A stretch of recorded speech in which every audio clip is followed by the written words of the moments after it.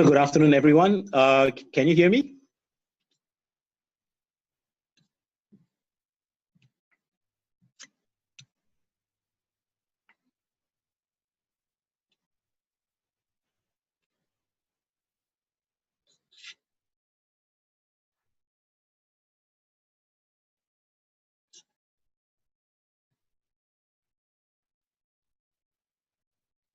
Okay, great. I can see that. Sorry, this is the first time using this system, so bear with me for a while.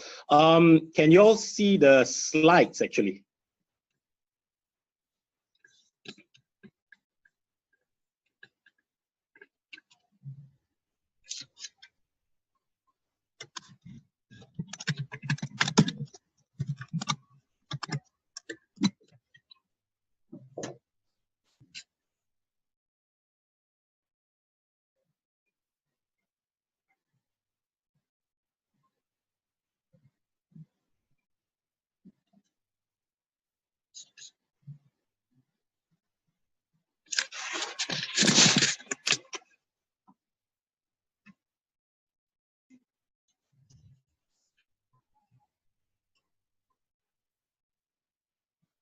Okay, fantastic. Okay, right.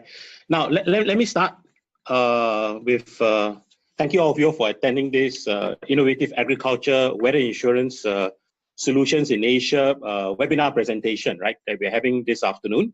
I'm Jeffrey Koo. I'm Head of Food and Agriculture Sales for Asia in Swiss Re Corporate Solutions.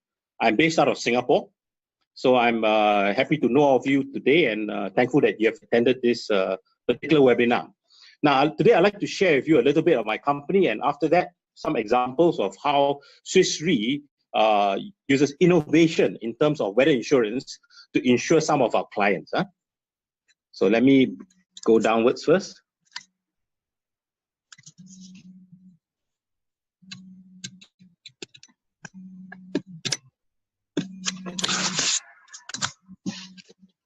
Okay, Swiss Re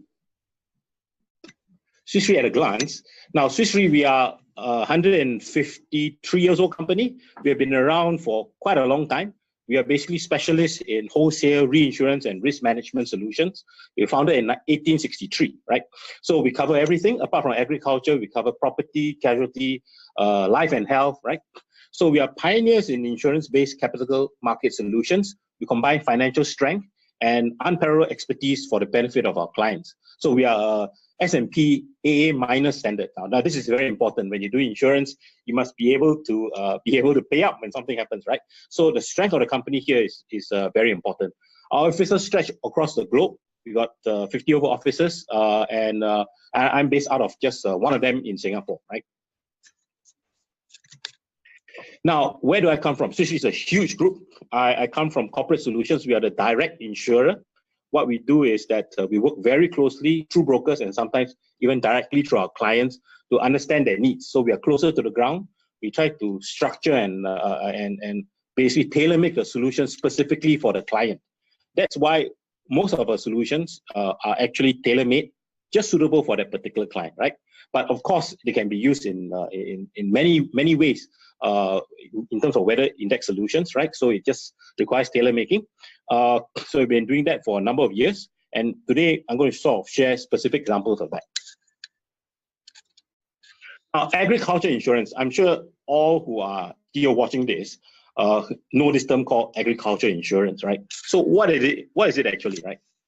So as you can see, Asia suffers a lot from natural disasters, right? So we can see initially we're talking about 22 natural disasters in Asia in 1960, and now 2017 we have 141, and I believe we'll end 2018 with even more than 141 natural disasters, right? So the World Economic Forum last year said that basically extreme weather events are the #1 threat to businesses and of course agriculture in Asia. Now, the impact of climate change is horrendous, as you can see, right? So these are just simple examples in Malaysia, in Indonesia, those places that are closer to us. I just came back from Japan, and we had Typhoon Trami and then Typhoon Kongre. and prior to that, we have Typhoon Mangkut. It caused a lot of damage, right? So it is something that is increasing, and therefore, weather insurance, it's for crops, for agriculture, is very important in the coming months and years. Now, let's look at this, right? If you see the diagram on the left, this is all by the FAO, right? You can see for Asia actually suffers the most in terms of climate-related disasters, okay? They suffer the most. In terms of storms, we suffer more than ever, which is quite obvious with this day and age of the number of storms that actually happen within Asia. Second would be floods, and lastly will be drought, right? So you can actually also see from the diagram on the right, globally speaking, it is drought. But for our case in Asia, we're looking more at floods and storms that cause us damage. Now, Swiss Re, when we do insurance, right, we look at the entire value chain. As you can see from right to left, we have on the left-hand side, input suppliers. This would be seeds, fertilizers, plant protection chemicals that are sold to farmers, right? These are all suppliers. And then you have production, you know, where they are slowly, produced and grown. And after that, you have trading, inland trading, and then inland logistics, all the way down to the grain processing.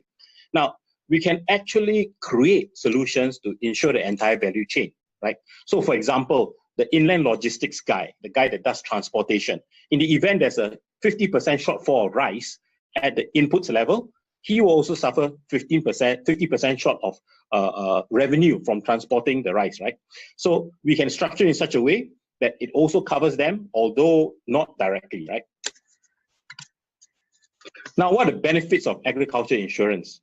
Now, it stabilizes cash flow, okay? It actively manages volatility of earnings, stabilizes cash flow. It lowers the weighted average cost of capital, and of course, protection against financial losses, which is a very obvious thing. So the producers, the farmers, or the large plantations who may not be able to supply crop volumes or processed products, you know, they need to cover themselves because they're on contracts, right?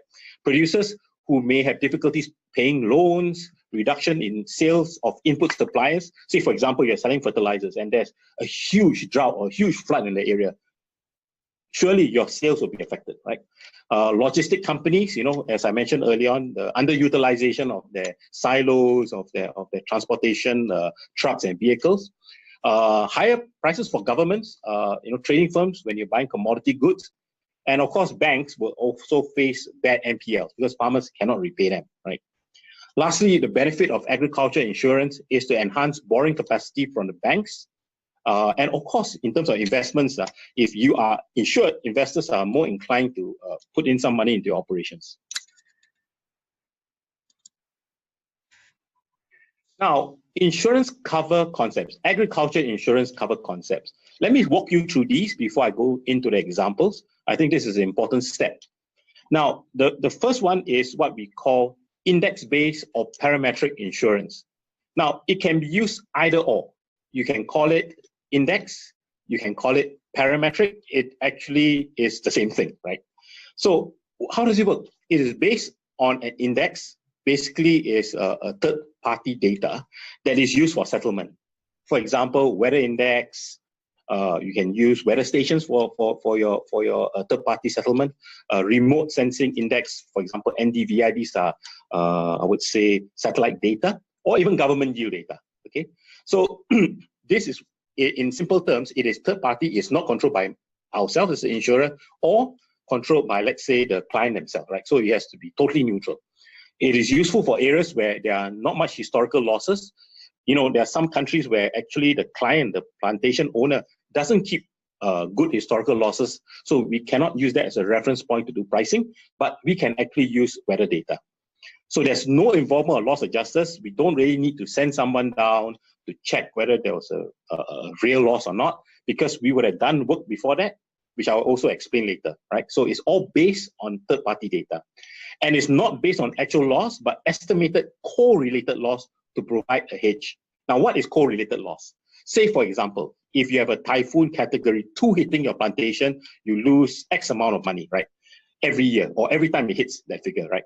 So we use that as a correlation. We take the loss history if that is possible, and then we also take a little bit about the weather history, right? And we correlate it and see how it matches. So there's work to be done behind this. It's not just a matter of picking a wind speed, picking a temperature or rainfall, right?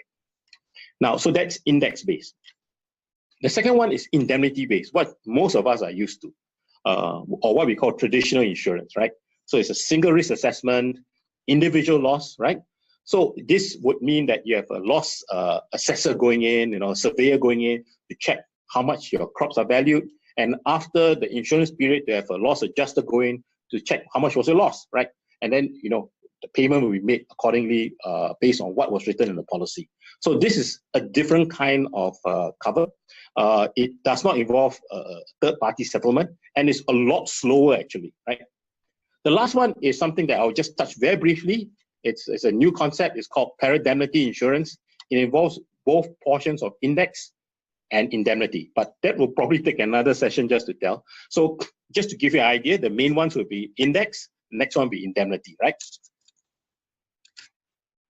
Now, it's important to know the difference. So I'll walk through the difference of indemnity, which is traditional, as you can see from the slide, insurance, and parametric, which is index. Now, the first one is the trigger. What makes it pay, right? The policy. In terms of traditional insurance, is the loss or damage to physical assets. That means you really must see a damage. For example, a car. You need to see that its bumper was knocked in and all that. You need to see the real damage. Or it's a forest and you need to see the physically burnt asset, right? If there was a fire. As opposed to parametric, it only depends on the event occurrence exceeding the pre-agreed parametric threshold. What does that mean in simple English?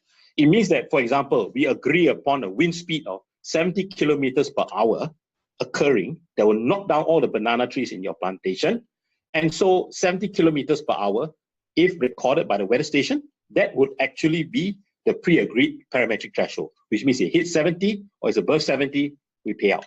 Okay, so it is different from traditional where you really need to see the damage. Of course, in this case, when you're talking about parametric, there is damage because we have already done our research to know that at 70, the trees will be knocked down, right? Recovery. Now, recovery is based on actual loss sustained, right? So if you did have $2 million loss and the assessor goes in, right? Then you'll be written down there, okay, fine, this is the amount we need to pay you. It's all in the policy. Now, but for parametric, it's different, right? It is based on pre-agreed. Say, okay, fine, okay, if it's knocked down, it'll be paid 10 million, 5 million. So there is a big difference here because for the traditional one, it cannot be a situation that you say, look, my assets are market value-wise 2 million, but I want it to be 5. It cannot work under the traditional insurance cover. But for the parametric cover, yes, it can work that way. You can actually agree on a figure. So there will be no situation of over-insurance or under-insurance, right? Now, basis risk. Now, traditional insurance, of course, basis risk, what does it mean? It means the situation where the event happens, but payment is not coming, right? Payout doesn't happen. For the traditional insurance, this could potentially happen depending on how your policy wording was written, right? What were your exclusions? Whether these exclusions were well understood by the client. Now, for the index one, it will also mean that in the event, for example, 70 kilometers per hour, we are saying that the banana trees will all be knocked down. But what happens at 65 kilometers per hour? All the trees were knocked down. We don't pay, right? Because we signed on to agree at 70 kilometers per hour, we pay. So a lot of work needs to be done to make sure that there is no mismatch, that there's a proper understanding that 75 is the correct figure to pick, or 70 is a good figure to pick, rather than 65, right? So we need to do correlation work in order to make sure that the event that happens fits with the payout. So work needs to be done to reduce basis risk, which I'll get into in the next slide. Loss assessment. Now, loss assessment for, let's say, a forest fire using traditional insurance take months to do. You go down, you see how were the trees burnt, you'll see which trees are salvageable, you'll see which part of the tree was burnt, so on and so forth, right? And if it's a large area, it's even more taxing. It takes months to actually sort out how much was burnt, whether this was burnt on purpose, this was burnt on accident, so on and so forth. So the loss assessment takes a long period of time. Now, for parametric index-based insurance, it takes usually, almost 1-2 weeks. The moment the data comes out, the third-party data we agree to use, soon after that, within 3 to 4 weeks, the check goes out. Now, it's very clean, it's very fast, right? As compared to, let's say, traditional kind of insurance. Now, traditional insurance usually are annual, talking about the term, right? Annual, 1 year, maybe 2 years or 3 years, right? But for parametric or index insurance, right, it can be also similar. It can be multi-year sometimes, but it can also be short. It can be 6 months. It can be 3 months. It can be 4 months. So you can be catered specifically for the risk period of the client, right? So it's a little bit different. It's a bit more flexible, a little bit more agile in terms of the way we can structure the term. So that's where actually parametric has a little bit more advantage, right? Now, the structure for traditional insurance is pretty much standard. It's like standard wording, standard contracts, maybe a little bit of changes depending on the location, but that's it, right? For parametric or index, there's a lot of customization, right? We need to know a lot more information because there is nobody that's going to check finally, or when the trigger happens, when the typhoon hits, right? Nobody's going to check. Nobody's really going to go down and check. We're only using the third-party data. So as the insurer, we have to be very certain that this actually is suitable for the client. Now, Swiss Re, we are a very well-renowned company. So we have to make sure basis risk is as little as possible, right? Now, the form of traditional insurance will be a traditional insurance contract. For parametric, it can be insurance or even a derivative. But generally, in this part of the world, we would do insurance, right?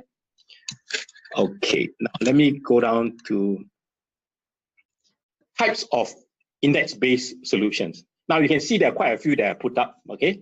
But today, with a little bit of time constraints and to make sure that we focus mainly on weather, I will only talk about the first two.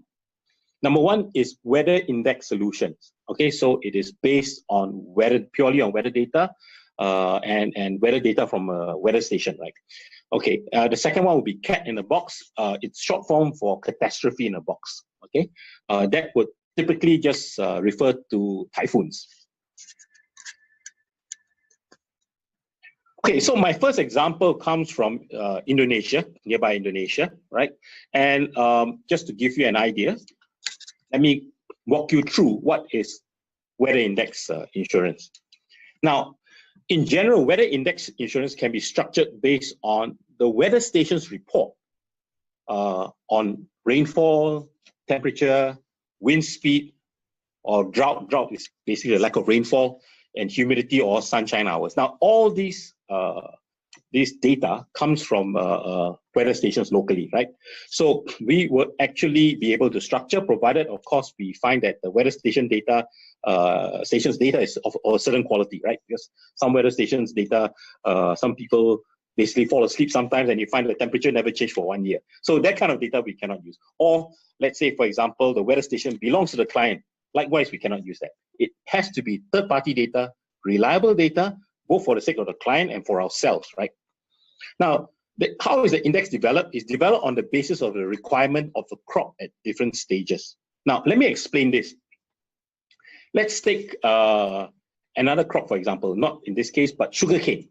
Now, sugarcane, the crop requires a lot of rainfall or water during its growing phase. It requires a lot of that, but it requires a little bit drier weather during its maturation phase before you harvest the sugarcane. So we have done this also for certain clients where the initial growing period, they require more rainfall, and we sort of structure something that has more rainfall for that period. And nearer the maturation phase, it has less rainfall. So all this works out depending on how the particular plant grows, right? Different plants have different life cycles and different requirements. So we can work out along the way. Now, the data source has to be third-party government managed weather stations. And in this particular way, right, it's third-party, right? In the absence of weather stations, we could potentially use satellite data. Now, satellite data in this day and age can also give you a pretty accurate view of precipitation, meaning rainfall data, right? And we can use that in places where actually, for example, certain countries, I wouldn't like to mention names here, that basically have no weather station miles on end, right? but they have a lot of crops that require cover, and so we will use satellite data to actually structure this, right? And of course, this satellite data is also available to the client. They must be able to access it. Otherwise, it will not be called third party. Now, structuring can be done on excess or on shortfall. For example, rainfall, right? It can be excess rainfall, meaning you might have a flood situation, or shortfall, meaning you have a drought, right? So the settlement can be done 30 days from expiry of the policy, right?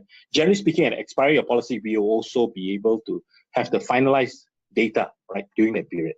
Okay, so this is roughly what it is. In terms of weather index, it can be used for multiple crops. But now I'm going to talk to you about a case of pineapples for an Indonesian client of ours, right? Now, we have a client who is a major pineapple producer in Indonesia. They grow pineapples all year round, and it's for making into cans, cannerying. They have a cannery to process the pineapples. So it is very important to make sure that they have the quality of the pineapples. They have enough pineapples to actually supply, because they've all got contracts globally, right? So they're a major pineapple producer. The production quality are greatly affected by drought, right, during the growing season. Now, I have to really share this, because pineapples are what we call, in a technical sense, chem plants. They are supposed to be resilient to drought to somehow. However, very severe drought does affect the quality. And therefore, the client has insisted, say, look, we would like to have it insured to make sure there's no drought from the 1st of June to the 1st of October. So this is 4 months, right? It's not a whole year. We insure them for the 4 months. And we use a nearby weather station data, right? So for example, in this case, the cumulative rainfall. Now, what I mean by cumulative rainfall means that for 4 straight months, the entire rainfall was only 350 mm, which is not enough for them. And what they agreed with us was that they needed 400 mm rainfall to have a certain quality of the pineapples. Now, out of this whole exercise, the client received $2.5 million payout. Okay, so I will work through how they got this $2.5 million payout. Okay, if you see the graph above, right? As you can, yeah, you see the maximum payout will be between the 300 to 400 line. That is actually the way we pay out. So now you see the first line at 400 is called the strike. This is when we start paying, and you see below the word exit at the 300 mark. Okay, is where we stop paying, right? Okay, so let me walk through the example, right? So the risk period, again, 1st June to 1st October. Okay, so about 4 months. The parameter is cumulative rainfall, okay, measured by satellites, okay, in the predefined geographical area, right? So the crop pineapple, the trigger is 400 mm, okay, so it's 400 mm. The limit, that means the exit, the maximum we'll pay, which means below 300 mm, right? We don't pay, right? So, and the payout tick is $50,000 per mm. Now, what does that mean? What do you mean by tick? It means that when I start paying at 400, if let's say, for example, it was 399, that means I'm missing 1 tick, which means I pay them 50,000.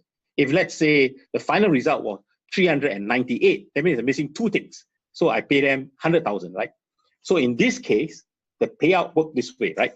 The final result was 350. So it'll be 400 minus 350 is 50 mm, I so-called owe them, multiply by the $50,000 US per tick. So it ends up paying 2.5 million, okay? So this is actually how it pays out. Now, this is just only one way. It can pay out multiple ways, right? I could structure it to say, okay, fine.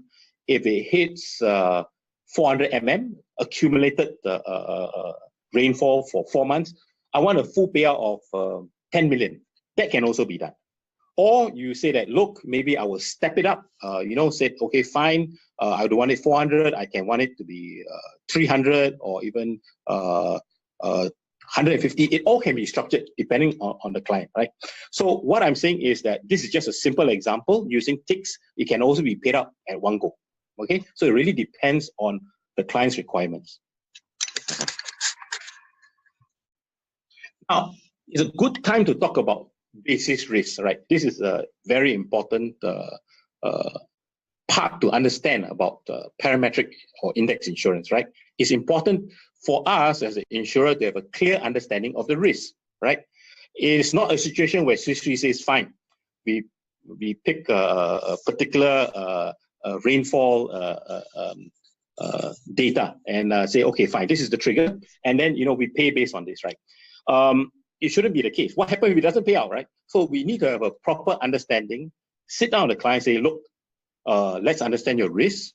Let's see whether there's a correlation within the weather data and your actual loss. Now, work has to be done. So we need to sit down with them and then make sense out of it, right? Now, you can see that, for example, a parametric weather insurance policy for excess rainfall might not cover a plantation loss because the amount of rain measured at the weather station and the plantation could differ, right? So you can see farmer number 2 and farmer number 1. Farmer number 2 doesn't experience any rainfall. Farmer number 1 experiences rainfall, right? So as a result of which, farmer number 1 will get a payout, but farmer number 2 won't get a payout, right? Because it's for excess rainfall. So it is important to get information from farmer number 2 very clearly to see whether it correlates with the weather station. So it's not a simple task of just, hey, Mr. Client, tell me what's the trigger you want, and then, we go ahead and insure it for you, and that's it, right? It doesn't work that way. It requires a lot of background work. It requires a lot of agreement and understanding that in the event there could be this possibility that there's no payout because of this situation. So everyone goes into a weather index insurance contract with both their eyes open, right? It wouldn't be a situation that, you say, hey, look, how come I don't get a payout when something went wrong, right? So this part needs to be done, and Swiss Re takes this very seriously. We do a lot of correlation work to make sure that there's at least 80-90% in terms of matching between the event and the actual loss, okay?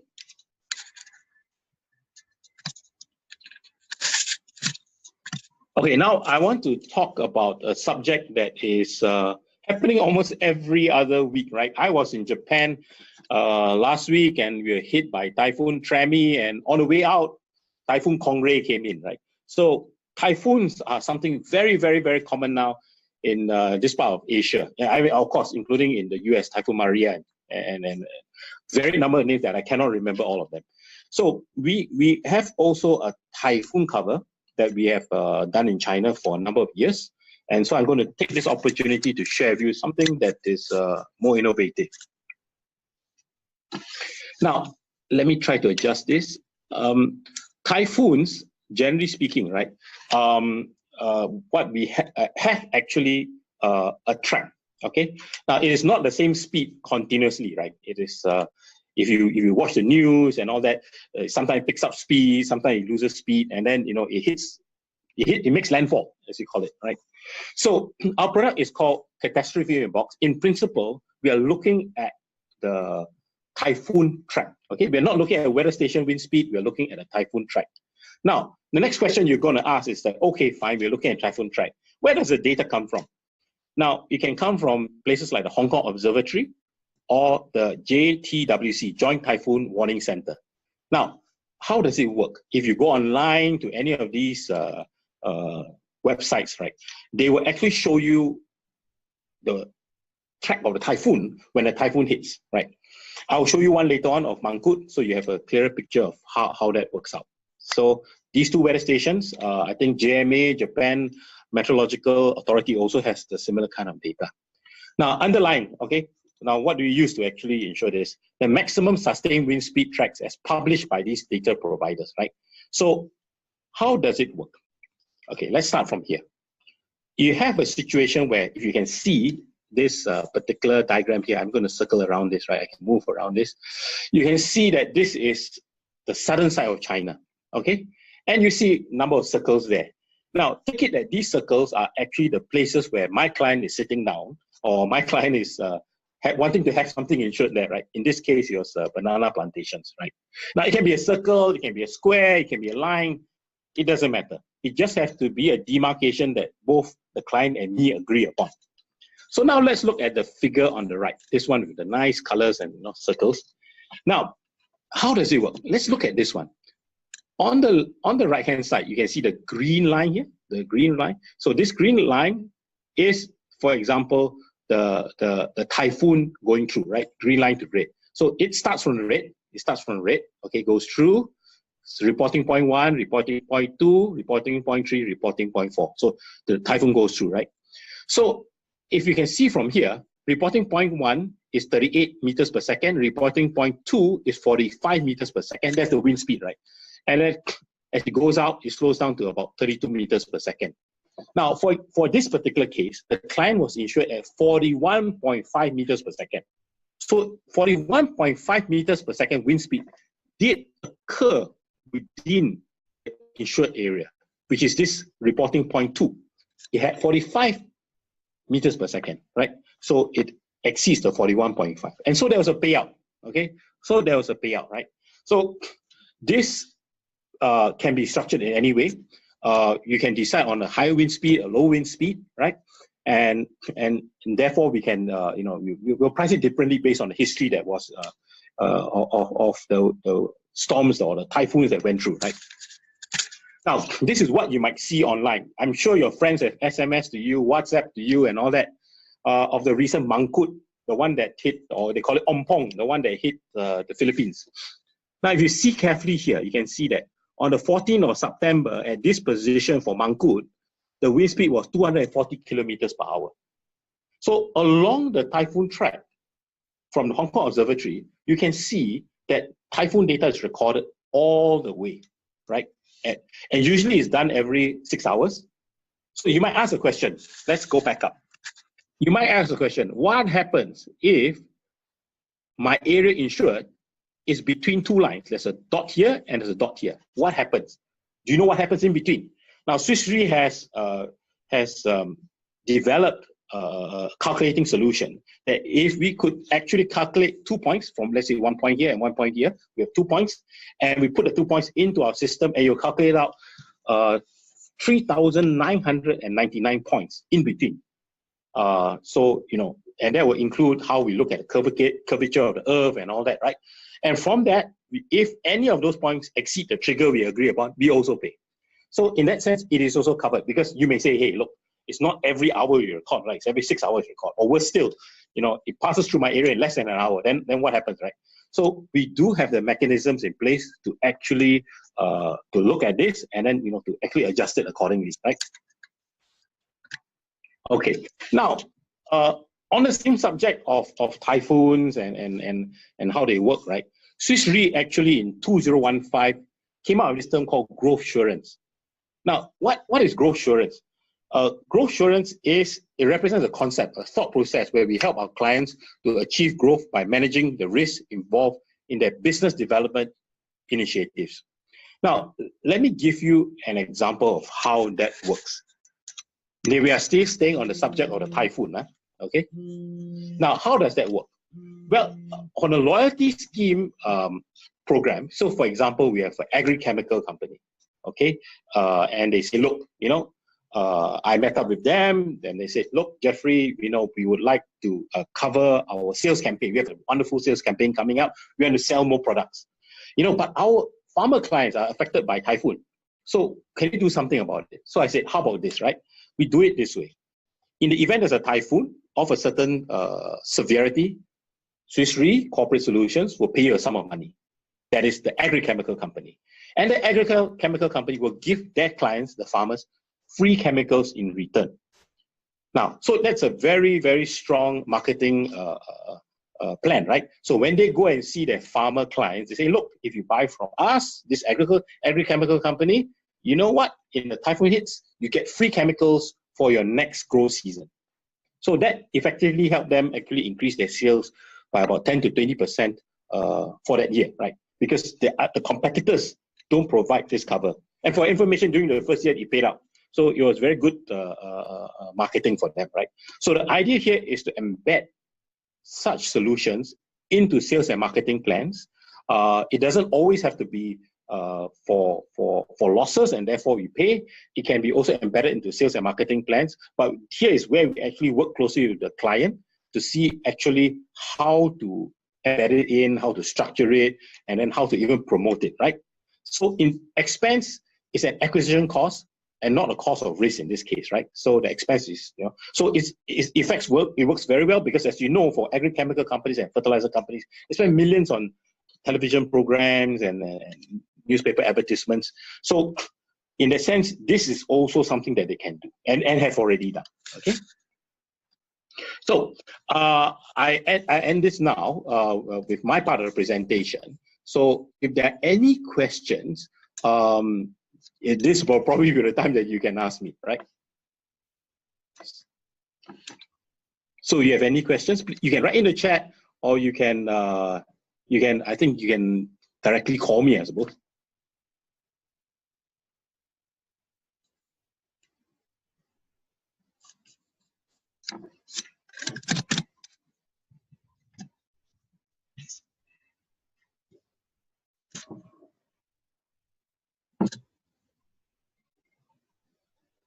So are there any questions?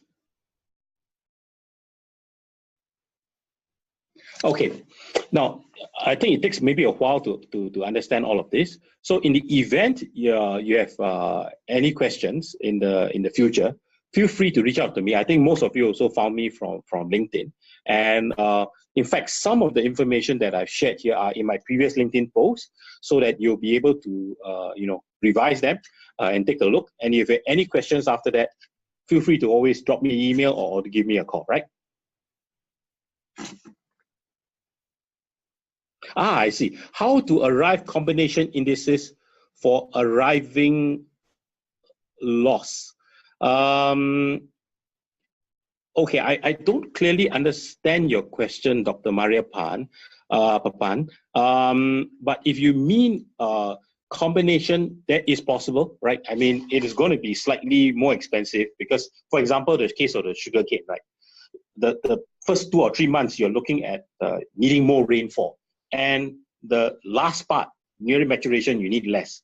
Yes, we can actually structure it in such a way that, excess rainfall for this part, and I mean drought for the other part. So it is possible to come up with a combination. But having said that, right, it is better to just zoom in on the most critical part, because the way that indexes work, number one, indexes are not, I would say, priced cheaply in a sense, because it is easy to pay out, right? So generally speaking, I would advise my clients to say, look, tell me which is the most severe part of your growth period, and then we insure that. Now, why I say I think it's good to explain that the indemnity kind of insurances, we are talking about 30, 40 pages of premium policy, right? The wordings, the policy you sign. There's a lot of stuff there that says they don't pay. Whereas index kind of covers are only about 5 to 10 pages, so it is different. It's easy to pay, right? So as a result, you can imagine that sometimes there's a bit of a price difference. Tailor-made solutions for small site of area because of basis rate. How can you scale it up to large region or entire country? No problem to actually scale it up to large regions or entire country. It is definitely possible. Say, for example, using satellite data, we can actually do an entire country. We have actually, to some extent, also done it for a series of islands and all that. So no issue to do that. Could be a bit more complex, right? Because you could have some parts that have rainfall, some parts don't have rainfall. But yes, it can actually be structured to cover a whole country. So how can you scale up index products as you need to develop local solutions? Yes, I think that we can develop it more at a granular level, at a very small level, as small as, let's say, a small little province or a town. You can do it at a country level, also no problem. It all boils down to the data and mutual agreement between us and the client. So scaling up is not an issue. Actually, the problem is scaling down.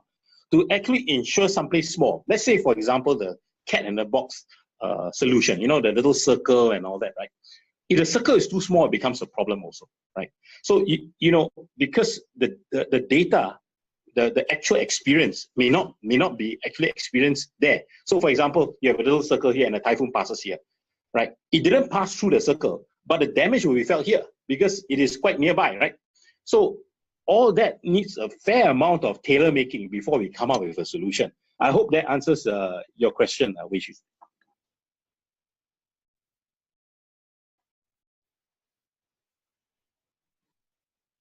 Any more questions?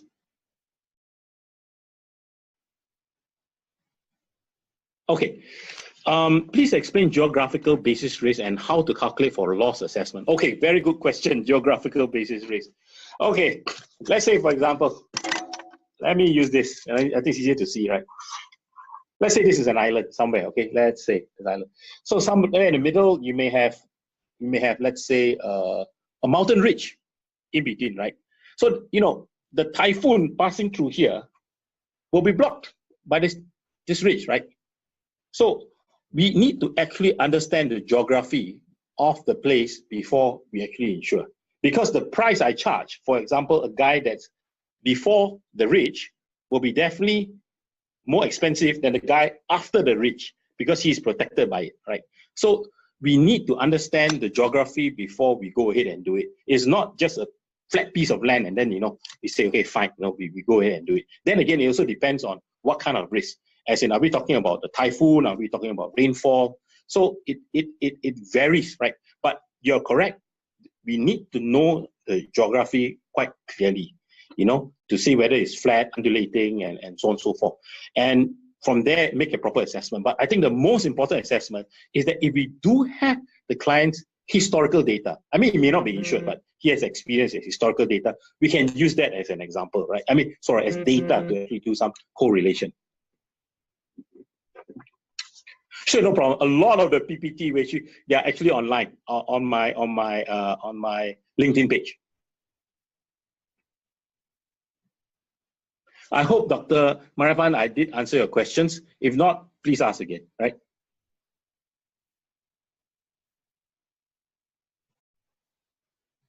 Okay.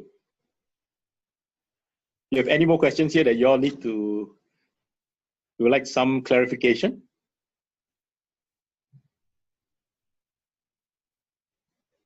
Do you have minimum premium requirement for this kind of product? Good question. Yes, I think that because it's, it takes a lot of tailor making, right? To actually do such products, we have a lot of interaction with the clients. Generally speaking, we are looking at about, generally speaking, that is very generalized. We are looking at about 100,000 US and above kind of situation, right? Generally speaking, right?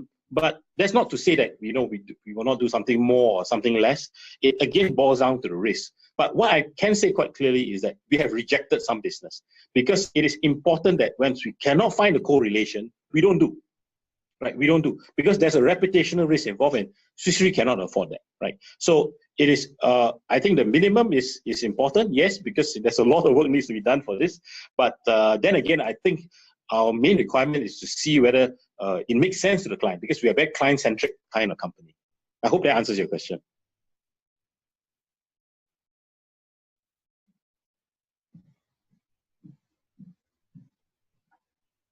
Yes, please feel free to ask. I think we have a little bit of time left still, right?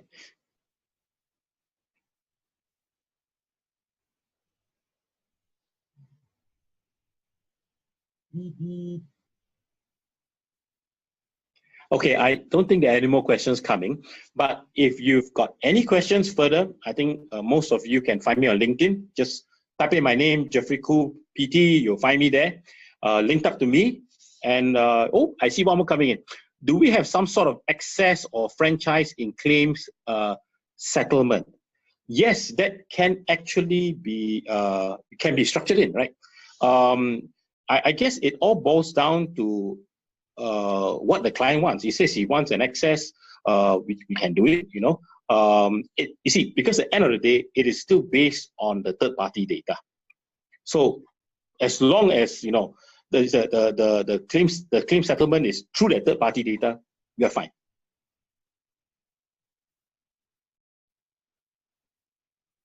We can even have actually non-claim bonus. We can have low claim bonus. We can do quite a fair bit of structuring for this thing, with regards to the final claim settlement. I hope that answers your question, Vinita.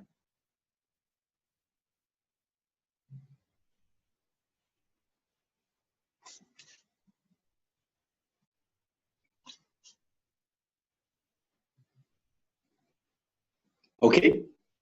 Any more last minute ones that you're going to slip in?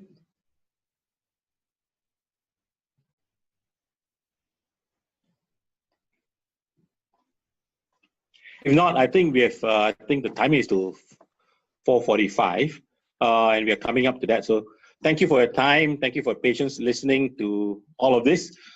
Please reach out to me and my colleagues at WRMS, and you have any questions, just let us know. Right. Thank you very much, and catch you online.